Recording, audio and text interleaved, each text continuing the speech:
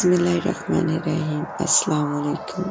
ہمیشہ کی طرح تمام دوستوں سے التماس ہے کہ ہمارے چینل ذرا سیاحت کو سبسکرائب کر دیجئے اور ساتھ گھنٹی کے بٹن کو دبا دیجئے تاکہ ہماری نیو آنے والی کہانی کا نوٹیفیکیشن آپ کو مل سکے۔ شکریہ۔ آج سے 3 ماہ قبل ڈاکٹر اظہار اس شہر میں آیا تھا اور ایک پرسکون سی جگہ پر اس نے اپنا کلینک کھولا تھا۔ رہائش کے لیے اس نے نصیب ہوٹل کو چنا تھا کیونکہ وہ شہر سے ہٹ کر الگ تھلگ ایک طرف واقع تھا۔ وہ شروع سے ہی ہنگاموں اور شور سے گھبراتا تھا، اس لیے اس نے اپنا کلینک اور رہائش شہر کے ہنگاموں سے دور ہی رکھی تھی۔ 18 سال اس نے اپنی ٹریننگ اسی شہر میں تجرباتی طور پر شروع کی تھی۔ اس کا اندازہ تھا کہ اس کی ٹریننگ چل نکلی تو کوئی خوبصورت سا بنگلہ خرید کر وہاں قیام پذیر ہو جائے گا، ورنہ کسی دوسرے شہر میں قسمت آزمائی کرے گا۔ ویسے بھی اس کا پیشہ اس قدر معزز تھا کہ اسے ہر مقام پر کامیابی نصیب ہو سکتی تھی، لیکن اس شہر میں اس کے لیے جو جذبات تھے وہ یہ تھے کہ پورے شہر میں اس جیسا ڈاکٹر نہ تھا جس کے پاس MD کی اعلیٰ ڈگری نہ ہو۔ اسے یقین تھا کہ دیگر تمام ڈاکٹروں کے مقابلے میں وہ زیادہ کامیاب رہے گا۔ امید کے مطابق اسے بے حد کامیابی حاصل ہوئی۔ صرف 1 ماہ کے بعد ہی اس کا کلینک مریضوں سے بھر گیا۔ صبح سے شام تک اسے ایک لمحے کے لیے بھی فرصت نہیں ملتی تھی، لیکن حیرت کی بات یہ تھی کہ اس کے مریضوں میں اکثریت عورتوں کی تھی۔ اس کی وجہ غالباً یہ تھی کہ ڈاکٹر اظہار کی شخصیت میں نوجوان اور خوبصورت عورتوں کے لیے کشش تھی۔ کئی دوشیزہ محض بیماری کا بہانہ بنا کر اس کے کلینک میں بلا ناغہ آتی تھی، لیکن ڈاکٹر اظہار نے اپنے جذبے نظر شخصیت سے کبھی بھی کوئی غلط مقصد حاصل کرنے کی کوشش نہیں کی، کیونکہ وہ اچھی طرح جانتا تھا کہ ڈاکٹری جیسے معزز پیشے میں ایک معمولی سی بدنامی کس قدر نقصان دہ ثابت ہو سکتی ہے۔ اعتماد ہی اس پیشے کی کامیابی کی ضمانت تھا۔ 2 ماہ کی شاندار کامیابی کے بعد اس نے ہمیشہ کے لیے وہی رہنے کا فیصلہ کر لیا اور چند ایک پراپرٹی ڈیلروں سے اس نے کوئی پرسکون اور خوبصورت بنگلہ اپنے لیے تلاش کرنے کے لیے کہا۔ یہ محض اتفاق تھا کہ اپنی بے پناہ مصروفیت کے باعث وہ ابھی تک پراپرٹی ڈیلروں کی تلاش کیے ہوئے بنگلوں میں سے ابھی تک نہ دیکھ سکا۔ اپنے کلینک سے فارغ ہو کر وہ تھکاوٹ سے چور اپنے ہوٹل کے کمرے میں پہنچ کر جب اپنے نرم اور آرام دہ بستر پر لیٹتا تو اسے بالکل گھر کا سکون حاصل ہوتا۔ اس کی عمر اب 35 سال ہو چکی تھی اور وہ ابھی تک کنوارا تھا۔ شادی کے نام سے اسے چڑ نہ تھی، البتہ ابھی تک اس کی نظروں میں کوئی لڑکی جچی ہی نہ تھی جو اس کی رفیق حیات بننے کی وہ تمام صلاحیتیں رکھتی ہو جو وہ چاہتا تھا۔ اس شہر کے حسین و جمیل اور دولت مند گھرانوں کی لڑکیاں اسے اپنانے کے لیے آمادہ تھی، لیکن وہ ہر لڑکی کو نظر انداز کر جاتا۔ ویسے بھی وہ اکثر سوچتا تھا کہ شادی کے بغیر آزادی میں بھی اپنا لطف ہے، ایک آزاد اور بے پرواہ پرندے کی ماند جس طرف چاہے پرواز کر سکتا ہے، کوئی پوچھنے والا نہیں۔ اور پھر ایک دن عجیب اتفاق ہوا کہ وہ رات کے اپنے مریضوں سے فارغ ہو کر اٹھنے ہی والا تھا کہ ایک خاتون سفید چادر میں لپٹی نہایت تیزی کے ساتھ اس کے کلینک میں داخل ہوئی۔ اس کا سارا جسم چادر میں چھپا ہوا تھا، صرف 2 آنکھیں اس سے باہر تھی۔ اس نے آتے ہی نہایت التجا بھری آواز میں کہا کہ خدا کے لیے ڈاکٹر صاحب جلدی چلیے، میری مالکہ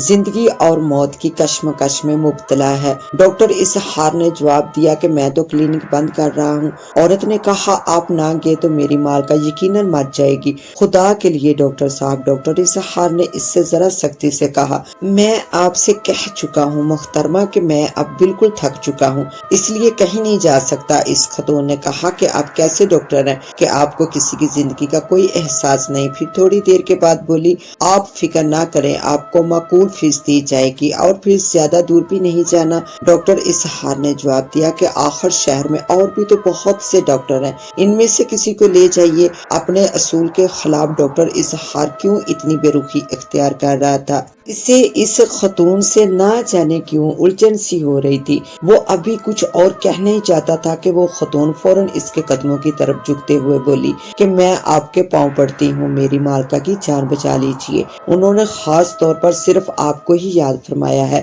اس خاتون کی اس حرکت سے ڈاکٹر اسحاق نے بڑی شرمندگی محسوس کی۔ ایک ڈاکٹر کی حیثیت سے کسی خاتون کے ساتھ سخت رویہ ہرگز اختیار نہیں کرنا چاہیے، اور پھر اس کا پیشہ ہی ایسا تھا کہ رات کے کسی حصے میں بھی کسی مریض کو دیکھنے کے لیے اسے بلایا جا سکتا تھا۔ اچھا ٹھہریے، میں چلتا ہوں، یہ کہہ کر ڈاکٹر اسحاق نے اپنے ملازم کو دوائیوں کا بیگ تیار کرنے کا حکم دیا، اور خود اس نے فوراً اپنا سفید گاؤن پہن لیا جو تھوڑی دیر قبل اس نے اتار کر کرسی کی پشت پر ٹکا دیا تھا۔ ملازم نے بیگ لا کر اسے دیا تو وہ سفید چادر میں لپٹی ہوئی خاتون کے پیچھے تیز تیز قدم اٹھاتا ہوا چل پڑا۔ کلینک کے دروازے کے پاس دو سفید گھوڑوں والی ایک بگی تیار کھڑی تھی۔ بگی کی سیٹیں، پردے اور چھت سبھی سفید کپڑے کے تھے، اور اگلی سیٹ پر بیٹھا ہوا کوچوان بھی سفید وردی میں ملبوس تھا۔ ڈاکٹر اسحاق سیٹ پر بیٹھ گیا اور سفید پوش خاتون اس کے سامنے والی سیٹ پر بیٹھ گئی۔ ان کے بیٹھتے ہی کوچوان نے اپنا چوبک ہوا میں لہرایا اور گھوڑے ہوا سے باتیں کرنے لگے۔ شہر سے باہر نکل کر ڈاکٹر اسحاق نے محسوس کیا کہ بگی کی رفتار اتنی تیز ہے اور وہ غالباً ہوا میں اڑ رہی تھی۔ خاتون بالکل خاموش بیٹھی ہوئی تھی۔ بگی کے اندر ایک عجیب ناگوار سا سکوت طاری تھا۔ ڈاکٹر اسحاق خود کو بادلوں میں اڑتا ہوا محسوس کر رہا تھا۔ چند لمحوں کے بعد اچانک بگی ایک جھٹکے کے ساتھ رکی۔ اس کے سامنے ایک پرانی اور ویران قلعہ نما غار تھا۔ غار کے ارد گرد سوائے کھنڈرات کے کچھ نہ تھا۔ دور دور تک انسانی آبادی کا کوئی نشان نظر نہ آتا تھا۔ چاروں طرف ایک گہرا سناٹا چھایا ہوا تھا۔ ڈاکٹر اسحاق کو اپنے جسم کے اندر خوف کی ایک سرد لہر دوڑتی ہوئی محسوس ہوئی۔ اس نے سوچا کہ اتنے ویرانے اور ایسے کھنڈرات میں کوئی کیسے رہ سکتا ہے۔ وہ انہی خیالوں میں گم تھا کہ خاتون بگی سے اتری۔ ڈاکٹر اسحاق کو اپنے پیچھے آنے کا اشارہ کیا۔ وہ ایک انجانی کشش کے زیر اثر خاتون کے پیچھے چلنے لگا۔ ایک ٹوٹے ہوئے برآمدوں کو عبور کر کے وہ سیڑھیاں چڑھتے گئے۔ اوپر پہنچ کر خاتون نے ایک کمرے کا دروازہ کھولا۔ یہ ایک وسیع و عریض ہال نما کمرہ تھا۔ ڈاکٹر اسحاق کی آنکھیں کھلی کی کھلی رہ گئی۔ ہال نما کمرہ انتہائی قیمتی سامان سے آراستہ تھا۔ دیواروں پر بڑی بڑی تصاویر، ایک طرف لمبی سی کھانے والی میز جس کے گرد سنہری رنگ کی قیمتی کرسیاں لگی ہوئی تھی۔ ہال کے وسط میں ایک قیمتی قالین بچھا تھا۔ چھت کے ساتھ بڑے بڑے فانوس لٹک رہے تھے جن میں شمع روشن تھی۔ ایسے کھنڈرات میں اتنا خوبصورت کمرہ دیکھ کر کچھ حیرت ہوئی۔ اس کی خاموشی کا عالم اس وقت ٹوٹا جب اس کے کانوں سے اس سفید پوش خاتون کی آواز ٹکرائی، میری مالکہ اپنے سونے والے کمرے میں آپ کی منتظر ہیں۔ اور میں فوراً خاتون کے اشارے سے کمرے میں داخل ہو گیا۔ ایک کشادہ اور انتہائی خوبصورت مسہری پر ایک عورت دراز تھی۔ اس کا پورا جسم ایک سفید چادر سے ڈھکا ہوا تھا۔ وہ اس کے قریب جا کر کھڑا ہو گیا۔ کمرے میں مکمل خاموشی تھی جس میں ڈاکٹر اسحاق کو اپنے دل کی دھڑکن صاف سنائی دے رہی تھی۔ آپ آگے ڈاکٹر صاحب، چادر سے ایک لرزتی آواز سنائی دی۔ آپ نے آ کر بہت اچھا کیا، آپ نہ آتے تو میں مر گئی ہوتی۔ پھر ایک ہاتھ چادر سے باہر نکلا۔ وہ انتہائی بھدا اور مکروہ ہاتھ تھا۔ سیاہ رنگ جلد پر بے شمار جھریاں پڑی ہوئی تھی۔ وہ ہرگز جاندار انسان کا ہاتھ نہیں تھا۔ وہ تو شاید کسی ایسے انسان کا ہاتھ تھا جو عرصہ پہلے مر چکا ہو۔ ڈاکٹر اسحاق خوفزدہ ہو کر 2 قدم پیچھے ہٹ گیا۔ پیچھے سے اسی خاتون کی آواز آئی جو اسے اپنے ساتھ لائی تھی، میری مالکہ کا معائنہ کیجیے ڈاکٹر صاحب۔ ڈاکٹر اسحاق ذرا ہمت کر کے پھر مسہری کے قریب پہنچا۔ اس وقت مریضہ نے کروٹ لی اور چادر کا پہلو اپنے چہرے سے ہٹا دیا۔ ڈاکٹر کے منہ سے ایک چیخ نکل گئی۔ وہ ایک 90 سالہ مکروہ صورت بڑھیا تھی۔ چہرے کی تمام ہڈیاں نظر آ رہی تھی اور آنکھیں گہرائیوں میں گم ہو چکی تھی۔ ڈاکٹر اسحاق نے اتنی بھیانک شکل آج تک نہ دیکھی تھی۔ میں مر رہی ہوں ڈاکٹر صاحب، مجھے مرتے وقت بہت اذیت محسوس ہو رہی ہے۔ میری اس تکلیف کو دور کر دو ڈاکٹر۔ اس وقت اس مریضہ کے منہ سے الفاظ جیسے پھسل پھسل کر باہر آ رہے تھے۔ ڈاکٹر اسحاق نے جلدی سے اپنے بیگ سے گولیاں نکالی اور آگے بڑھ کر میز پر رکھے ہوئے جگ میں سے پانی کا ایک گلاس بھرا اور مریضہ کے منہ میں پہلے گولیاں ڈالی، پھر پانی کا گلاس ڈال دیا۔ گولیاں کھلانے کے بعد ڈاکٹر اسحاق نے ساتھ والی خاتون سے مخاطب ہو کر کہا کہ مجھے افسوس ہے کہ ان کا آخری وقت آن پہنچا ہے۔ اب دنیا کی کوئی دوائی انہیں زندگی نہیں دے سکتی۔ میں نے دوا کھلا دی ہے جس سے مرتے وقت انہیں شدید تکلیف نہ ہوگی جس میں وہ اب تک مبتلا تھی۔ مریضہ کی آواز آئی کہ ڈاکٹر صاحب، آپ کی دوائی کھانے سے میری تکلیف کم ہو گئی ہے، میں آپ کی شکر گزار ہوں۔ مجھے اپنا ہاتھ دیں تاکہ اس ہار تشکر کے طور پر میں اسے بوسہ دے سکوں۔ پھر اس کے دو بوڑھے اور مکروہ ہاتھ چادر سے باہر آئے۔ ڈاکٹر اسحاق ہرگز اپنا ہاتھ ان مردہ ہاتھوں میں نہیں دینا چاہتا تھا، لیکن نہ جانے کیوں میں مرتی بڑھیا کی خواہش کو روک نہ سکا۔ اس نے اپنا ہاتھ اس کے ہاتھ کی طرف بڑھا دیا۔ بڑھیا نے لپک کر وہ ہاتھ اپنے ہاتھوں میں لے لیا۔ ڈاکٹر اسحاق نے محسوس کیا کہ اس کا ہاتھ پکڑ کر بڑھیا میں ایک انجانی سی قوت آ گئی ہے اور اس کی گہرائیوں میں ڈوبی ہوئی آنکھوں میں ایک چمک پیدا ہوئی ہے۔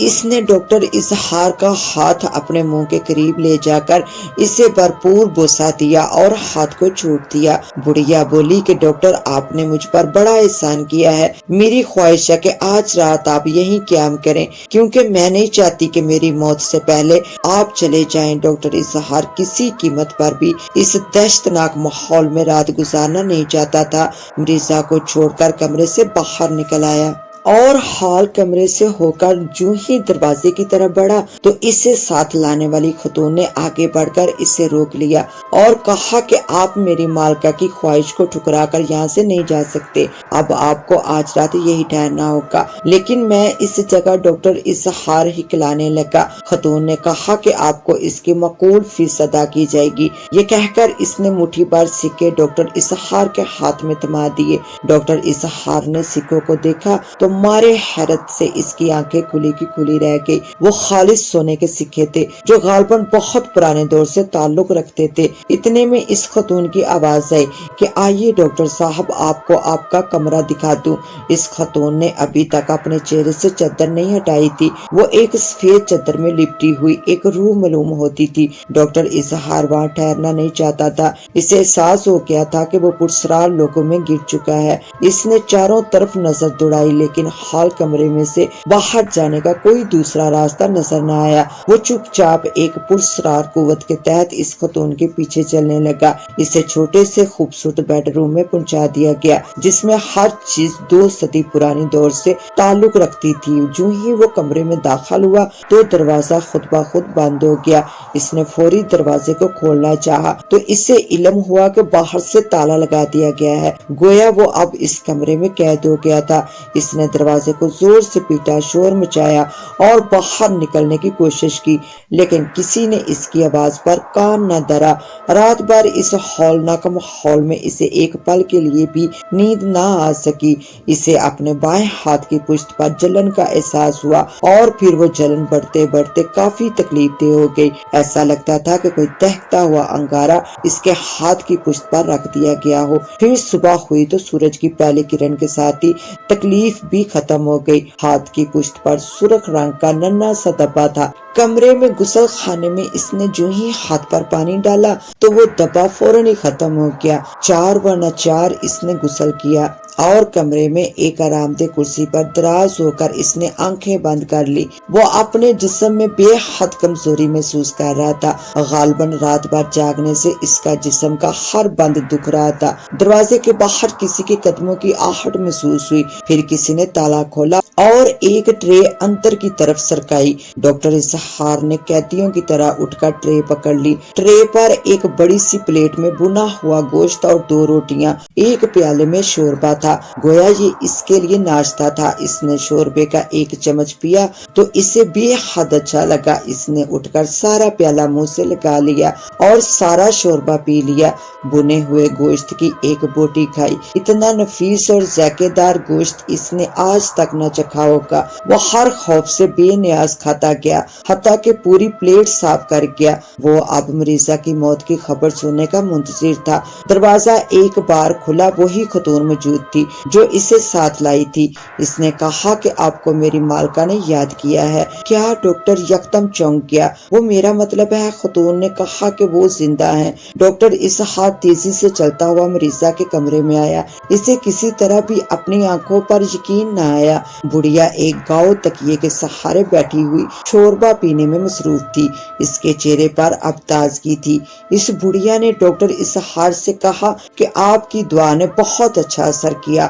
اگر آپ کا علاج جاری رہا تو میں پوری طرح صحت یاب ہو جاؤں گی۔ ڈاکٹر اسحاق سوچ رہا تھا کہ اس بڑھیا کو کافی مقدار میں خواب آور گولیاں دی تھی تاکہ وہ اطمینان سے مر سکے، لیکن یہ بڑھیا تو زندہ ہے۔ بڑھیا نے اپنی بات جاری رکھتے ہوئے کہا کہ جب تک میں مکمل طور پر صحت یاب نہ ہو جاؤں اس وقت تک میرے مہمان رہیں گے۔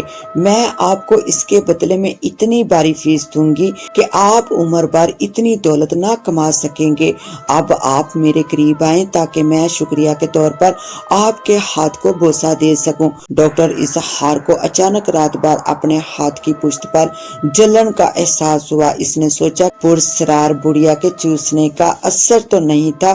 وہ قدرے ہچکچایا تو پیچھے سے اس خاتون کی آواز آئی، میری مالکہ کی خواہش کا احترام ضروری ہے ڈاکٹر۔ نہ جانے اس خفن پوش خاتون کی آواز میں کیا طلسم تھا کہ وہ فوراً بڑھیا کے بستر کے قریب پہنچ گیا۔ بڑھیا نے نہایت اشتیاق اور بے صبری کے ساتھ ڈاکٹر اسحاق کا ہاتھ تھاما اور اس کی پشت پر اپنے ہونٹ جما دیے۔ ایک طویل بوسے کے بعد جب اس نے ڈاکٹر کا ہاتھ چھوڑا تو نیند سے ڈاکٹر کی آنکھیں بوجھل ہونے لگی، لیکن پھر وہ سنبھل گیا۔ اس نے پھر بڑھیا کو کوئی ایسی دوا دینی چاہی جو اس کی موت کا پیغام ثابت ہو، مگر اس کے پیچھے کھڑی ہوئی خفن پوش خاتون بولی، دوا بدلنے کی ضرورت نہیں، میری مالکہ کو وہی دوا دیجیے جو رات کو دی گئی تھی۔ ڈاکٹر اسحاق کا ہاتھ وہیں رک گیا۔ خفن پوش خاتون نے آگے بڑھ کر خواب آور گولیوں کی شیشی اٹھائی اور چند گولیاں نکال کر بڑھیا کے منہ میں ڈال کر پانی پلا دیا۔ پھر ڈاکٹر اسحاق سے کہا کہ اب آپ کو میری مالکہ کی خواہش کے مطابق اس وقت تک یہاں رہنا ہوگا جب تک وہ بالکل صحت یاب نہ ہو جائیں۔ ڈاکٹر اسحاق نے کہا کہ گویا یہ میرے لیے حکم ہے۔ خاتون نے جواب دیا کہ ہاں، آپ کو یہ حکم ماننا پڑے گا، اور سخت لہجے میں کہا کہ آپ ہماری مرضی کے خلاف کہیں نہیں جا سکتے جب تک میری مالکہ صحت یاب نہیں ہو جاتی۔ آپ ہمارے یہاں رہنے پر مجبور ہو گئے ہیں۔ اس کے بعد ڈاکٹر اسحاق کی بھی کوئی بات نہیں سنی گئی اور ایک غیر مرئی قوت نے اسے دھکیل کر اس کے کمرے تک لے گئی۔ دروازے کو بند کر کے پھر سے باہر کا تالا لگا دیا گیا۔ ڈاکٹر اسحاق کمرے میں چیخو پکار کرتا رہا، لیکن بے سود اسے پھر اپنے ہاتھ کی پشت پر جلن محسوس ہوئی اور جلن بڑھتی جاتی تھی۔ وہ اپنے اندر ایک کمزوری محسوس کرتا جا رہا تھا، حتیٰ کہ جلن بہت بڑھ گئی تو اس نے اپنے بیگ سے ایک مرہم نکال کر ہاتھ کی پشت پر لگائی تو شدت تکلیف سے ایک چیخ اس کے حلق سے نکل گئی۔ اس کا ہاتھ یقیناً زخمی تھا۔ اس خبیث بڑھیا نے اس کا ہاتھ چومنے کے بہانے اپنے دانت اس کے ہاتھ کی جلد میں چبو دیے تھے۔ پھر نہ جانے اسے کب نیند آ گئی۔ اس کی آنکھ کھلی تو شام ہو چکی تھی۔ دروازے پر دستک ہوئی اور وہی شوربہ اور بنا ہوا گوشت اس کے پاس پہنچ گیا۔ اس نے اپنی کمزوری دور کرنے کے لیے شوربے کا پیالہ پیا اور گوشت کی پلیٹ کو صاف کر دیا۔ وہ حیران تھا کہ اپنی مجبوریوں اور تکلیفوں کو بھول کر وہ کیوں ایک بھوکے گدھے کی طرح شوربے اور گوشت پر ٹوٹ پڑتا ہے۔ رات کے دوسرے پہر اسے پھر مالکہ کے کمرے میں پہنچا دیا گیا۔ وہ یہ دیکھ کر اچھل پڑا کہ وہ پرسرار بڑھیا کسی طرح بھی بوڑھی نظر نہ آئی، بلکہ اس کے جسم پر گوشت اور رگوں میں خون دوڑ رہا تھا۔ چہرے کی جھریاں بہت کم ہو گئی تھی اور آنکھیں گہرائیوں سے باہر نکل آئی تھی۔ بڑھیا نے ایک بار پھر ڈاکٹر اسحاق کا ہاتھ چومنے کی خواہش کی، مگر ڈاکٹر اپنا ہاتھ اب ہرگز اس کے ہاتھ میں نہیں دینا چاہتا تھا۔ وہ پیچھے کی طرف ہٹا تو سفید پوش خاتون نے اس کے کندھوں سے پکڑ لیا اور بڑھیا نے اپنے ہونٹ بے صبری کے ساتھ ڈاکٹر کے ہاتھ کی پشت پر جما دیے۔ ہونٹوں کے لگتے ہی ڈاکٹر پر ایک گشی سی طاری ہو گئی اور اس نے محسوس کیا کہ اس کے جسم کا خون کسی دوسرے جسم میں منتقل ہو رہا ہے۔ اس پر بے ہوشی سی طاری ہو گئی اور وہ لڑکھڑا کر وہی گر پڑا۔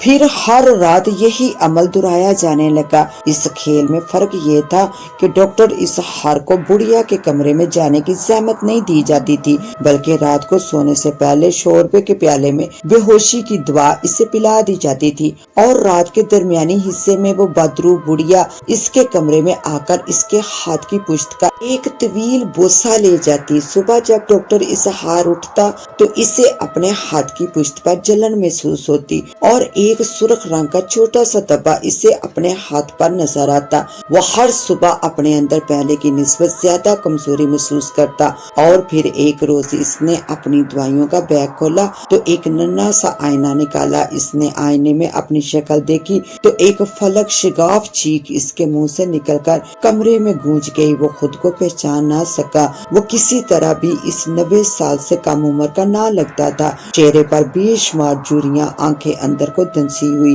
رخساروں کی ہڈیاں باہر کو نکلی ہوئی تھی اور گڑے پڑے ہوئے۔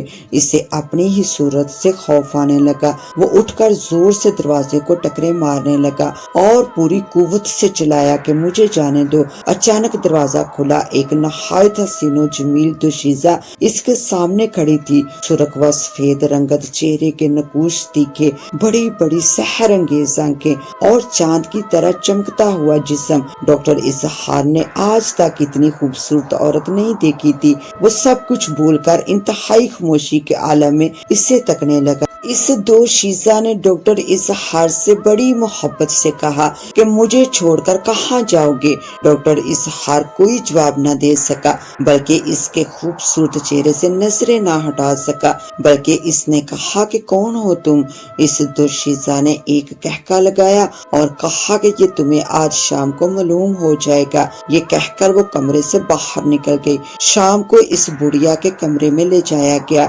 آج اس نے جو کچھ بڑھیا کی مسیری پر دیکھا تو اسے حیرت زدہ کرنے کے لیے کافی تھا۔ بستر پر بڑھیا کی جگہ وہی حسین و جمیل دوشیزہ لیٹی ہوئی تھی۔ اس دوشیزہ نے ڈاکٹر کا خیر مقدم کیا اور اپنے قریب آنے کا اشارہ کیا۔ میں تمہاری شکر گزار ہوں ڈاکٹر کہ تم نے مجھے ایک نئی زندگی دی اور میرے صدیوں پرانے جسم میں ایک نئی روح داخل کی۔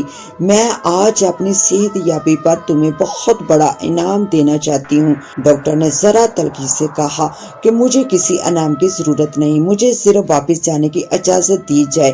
دوشیزہ نے زوردار کہکا لگایا اور کہا کہ تم چلے گئے تو میرے جسم کی تر و تازگی کیسے قائم رہے گی؟ اور پھر ذرا سختی سے بولی کہ واپس جانے کا خیال دل سے نکال دو اور میرا ذریعہ حیات بنے رہو، اسی میں تمہاری بہتری ہے۔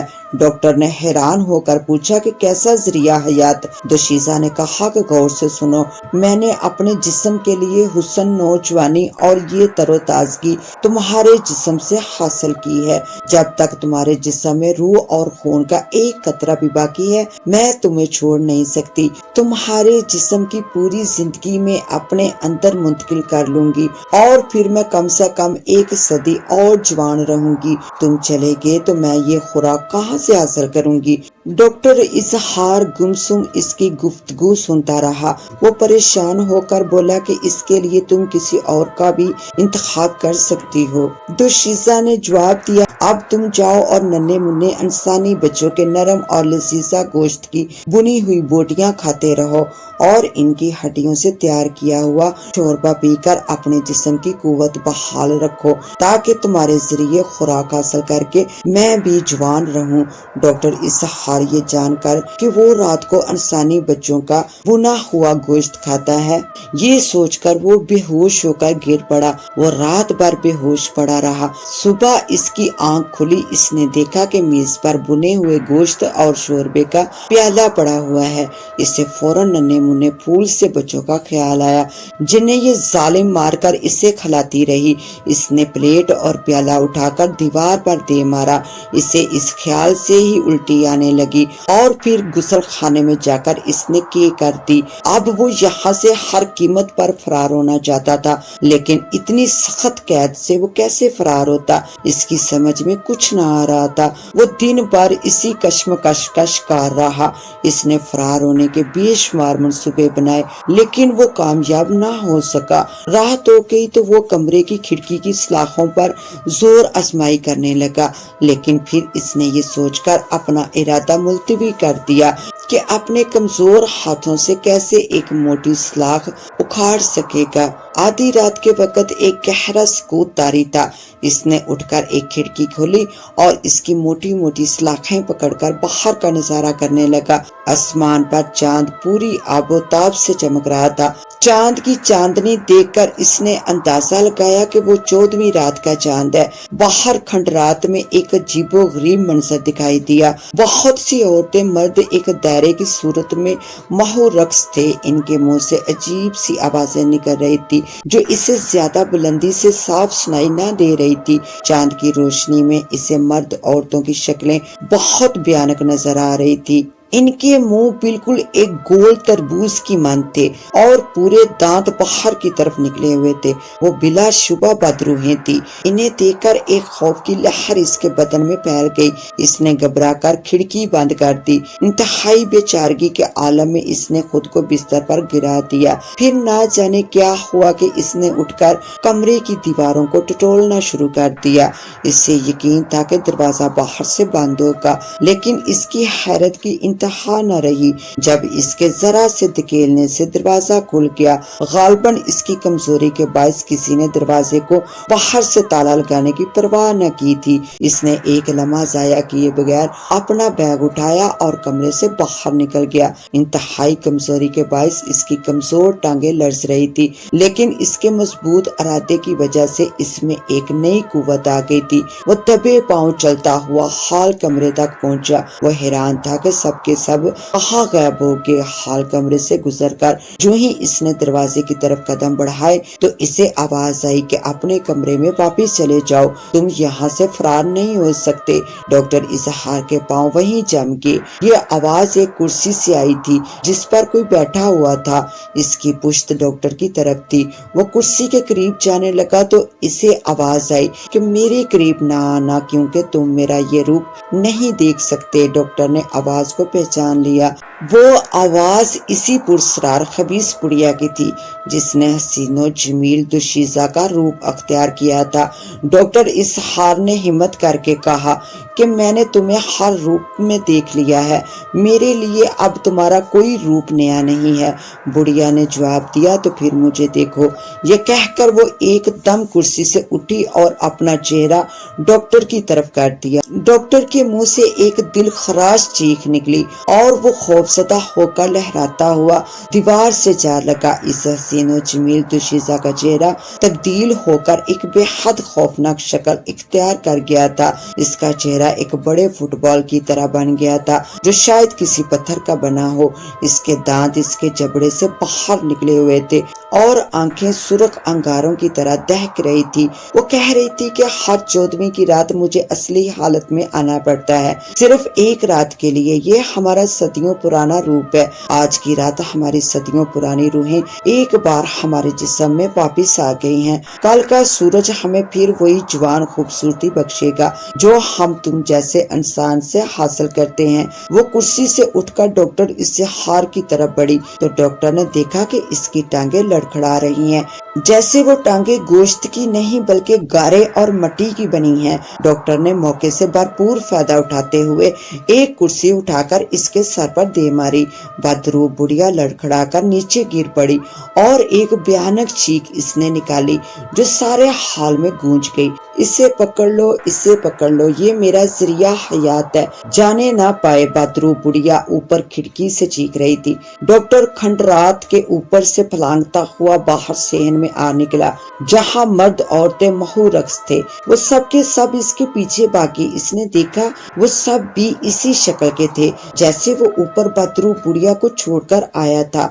वो इनके आगे भाग रहा था और वो सब इसके पीछे थे। आखिर वो इस गार से बाहर निकल आया। बाहर निकलकर इसने बहुत तेज भागना शुरू कर दिया। जाने कहां से इसकी कमजोर टांगों में इतनी कुव्वत आ गई थी कि वो मुसलसल 2 घंटे तक भागता रहा। आखिर वो नसीब होटल आ पहुंचा। वो होटल तक इसी रफ्तार से भागता आया था। होटल के दरवाजे में भी वो भागता हुआ दाखिल हुआ। اور ہال کے اندر سے اوپر جاتی ہوئی سیڑھیوں کے نزدیک ٹھوکر کھا کر گر پڑا۔ اس کی سانس بہت تیز چل رہی تھی اور دل اچھل کر گویا اس کی پسلیوں کو چھو کر باہر نکلنے کی کوشش کر رہا تھا۔ ہوٹل کا مینیجر شوکت اور تمام ملازمین اس کی حالت دیکھ کر حیران رہ گئے اور بھاگ کر اس کے قریب پہنچے۔ سب لوگ ایک دائرے کی صورت میں اس کے گرد جمع ہو گئے۔ پہلی نظر میں وہ اسے ہرگز نہ پہچان سکا۔ چہرے پر بے شمار جھریاں پڑی ہوئی تھی، جسم ہڈیوں کا ڈھانچہ، سر کے بال گرد و غبار اور جنگلی گھاس کے تنکوں سے اٹکے ہوئے تھے۔ پتلون اور قمیص کانٹوں سے الجھ کر تار تار ہو گئی تھی۔ یہ ڈاکٹر اظہار تھا جو گزشتہ 1.5 ماہ سے نصیب ہوٹل کے کمرہ نمبر 66 میں مقیم تھا۔ مینیجر شوکت کو اپنی آنکھوں پر یقین نہ آیا کہ یہ وہی ڈاکٹر اظہار ہے جو ایک معزز مہمان کی حیثیت سے اس کے ہوٹل میں مقیم تھا۔ ڈاکٹر اظہار بے حد خوبصورت نوجوان تھا۔ اس کے چہرے پر خون کی سرخی اس کی قابل رشک صحت کی دلیل تھی اور اس کے ہر وقت مسکراتے ہونٹ اور گفتگو کرتی ہوئی آنکھوں نے اسے پورے ہوٹل کے علاوہ شہر کے معزز خاندانوں میں بے حد مقبول بنا دیا تھا۔ لیکن اب اسے دیکھ کر یوں محسوس ہوتا تھا گویا کسی ظالم نے اس کے جسم سے خون کا ایک ایک قطرہ نچوڑ لیا ہو۔ اب اسے ہنستے مسکراتے ہوئے چہرے کو دیکھ کر خوف محسوس ہو رہا تھا۔ مینیجر شوکت نے سہارا دے کر ڈاکٹر اظہار کو اٹھایا، پھر چند ملازم کی مدد سے اسے کمرے تک پہنچا دیا۔ اسے بیڈ پر لٹا کر کہا کہ یہ آپ کو کیا ہو گیا ہے؟ ڈاکٹر صاحب آپ کہاں چلے گئے تھے؟ ڈاکٹر اظہار نے پھولی ہوئی سانس لے کر کہا، مجھے کچھ نہیں ہوا، مجھ سے کچھ مت پوچھو۔ مینیجر نے کہا، آپ کو فوری طور پر ڈاکٹر کی ضرورت ہے۔ ڈاکٹر اظہار نے الجھی ہوئی آواز کے ساتھ کہا، ہاں فوراً کسی ڈاکٹر کو بلاؤ اور ڈاکٹر کے آنے تک مجھے تنہا چھوڑ دو۔ سب لوگ کمرے سے باہر چلے گئے۔ مینیجر نے اسے تسلی دیتے ہوئے کہا کہ آپ فکر نہ کریں اور کچھ دیر آرام کریں، میں ابھی شہر کے کسی اچھے اور قابل ڈاکٹر کو فون کرتا ہوں۔ اور پھر وہ بھی کمرے سے باہر نکل گیا۔ مینیجر کے باہر نکلتے ہی ڈاکٹر اظہار نے اٹھ کر اپنے کمرے کو اندر سے لاک کر لیا۔ وہ تیزی کے ساتھ کھڑکی کی طرف بڑھا اور اسے بھی بند کر کے کنڈی چڑھا دی۔ جلدی جلدی دروازے اور کھڑکی کے پردے گرا دیے۔ 15 منٹ اسی عالم میں گزر کے اب اس کے دل کی دھڑکن بھی نارمل ہو گئی تھی اور آنکھوں میں خوف اور دہشت کی آثار بھی تقریباً ختم ہو گئے تھے۔ وہ اب خود کو بالکل محفوظ محسوس کر رہا تھا۔ اس کا سامان اسی ترتیب سے پڑا ہوا تھا جس طرح وہ چند روز پیچھے چھوڑ گیا تھا۔ البتہ اس کی غیر موجودگی میں کمرے کی صفائی نہیں ہوئی تھی، جس کی وجہ سے ہر چیز پر ہلکا ہلکا گرد و غبار پڑا تھا۔ اس نے ایک میلے سے کپڑے سے اپنے صوفے کے بازوؤں پر سے گرد و غبار صاف کی اور پھر سامنے میز پر رکھے ہوئے آئینے کو اٹھا کر صاف کیا۔ پھر اس میں اپنا چہرہ دیکھا۔ گرد کی تہوں کے پیچھے ایک چہرہ نظر آیا جو تقریباً کسی بوڑھے اور کمزور شخص کا تھا۔ اس نے گھبرا کر رومال سے آئینے کی گرد کو صاف کیا۔ اس دفعہ اپنا چہرہ دیکھ کر اس کے منہ سے چیخ نکل گئی اور بولا کہ اف اللہ، یہ کون تھا؟ یہ تو میں ہرگز نہیں تھا۔ اس نے بڑبڑاتے ہوئے خود سے کہا کہ میں نہیں، اللہ پاک کی قسم یہ میں نہیں ہو سکتا، یہ میں نہیں ہو سکتا۔ آئینے میں نظر آنے والی صورت ایک 70 سالہ بوڑھے کی تھی جس کے چہرے پر بے شمار جھریاں تھی اور آنکھیں گہرائیوں میں دسی ہوئی تھی۔ اس نے نفرت سے اپنا منہ دوسری طرف پھیر لیا۔ آئینے میں نظر آنے والی صورت کی طرف دیکھنے کی ہمت نہ کر سکا۔ پھر اس کی نظریں سامنے دیوار کی طرف اٹھ گئی۔ ڈریسنگ ٹیبل پر لگے ہوئے قد آور آئینے میں اسے ایک سراپا نظر آیا۔ وہ ہرگز ایک زندہ انسان کا سراپا نہیں تھا، وہ ایک چلتی پھرتی لاش کا عکس تھا جو آئینے میں نظر آ رہا تھا۔ عکس کو دیکھ کر اس نے نظریں نہیں پھیری بلکہ وہ بغور اسے دیکھنے لگا۔ ایک فلم کی طرح اس کے ذہن میں گزرے ہوئے واقعات ابھرنے لگے۔ آئینے کے اندر وہ چلتی پھرتی لاش دھندلا گئی اور پھر اس میں سے ایک خوبصورت اور صحت مند شخصیت ابھری۔ یہ ڈاکٹر اظہار تھا۔ ٹھک ٹھک کوئی اس کے کمرے کے دروازے پر دستک دے رہا تھا۔ وہ یکدم چونک گیا۔ اس نے دروازے کی طرف دیکھا تو دستک دینے کی پھر آواز آئی۔ کسی نے اس کا نام لے کر اسے پکارا۔ ڈاکٹر اظہار نے اس آواز کو پہچان لیا۔ یہ ہوٹل کے مینیجر شوکت کی آواز تھی۔ اس نے اٹھ کر دروازہ کھولا تو سامنے ہوٹل کا مینیجر کھڑا تھا۔ مینیجر نے کہا کہ میں بڑی دیر سے دروازے پر دستک دے رہا تھا، آپ شاید آرام فرما رہے تھے۔ البتہ میں نے ڈاکٹر صاحب کو فون کر دیا تھا، وہ تشریف لے آئے ہیں۔ ڈاکٹر اظہار نے کہا کہ ٹھیک ہے، انہیں اندر بلا لو۔ مینیجر شوکت پیچھے مڑا اور بولا، تشریف لے آئیے ڈاکٹر صاحب۔ اور ایک ڈاکٹر جس نے کوٹ پہنا ہوا تھا اور ہاتھ میں دوائیوں کا بیگ اٹھائے اندر داخل ہوا۔ اس کے کوٹ کے کالر کھڑے ہوئے تھے جس سے اس کا آدھا چہرہ چھپا ہوا تھا۔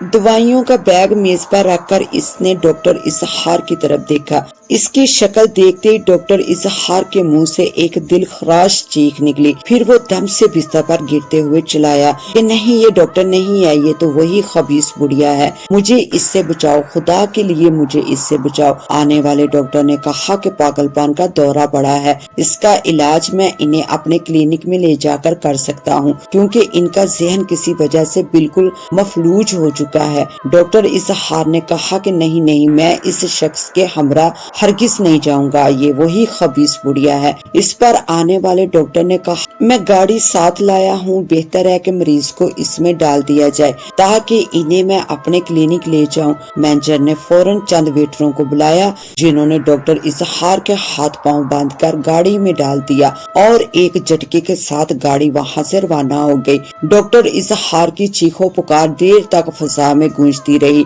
لیکن وہ ابھی آ کر اپنے دفتر میں بیٹھا ہوا تھا کہ کسی نے دفتر کے دروازے پر دستک دی۔ مینیجر نے آنے والے کو اندر بلا لیا۔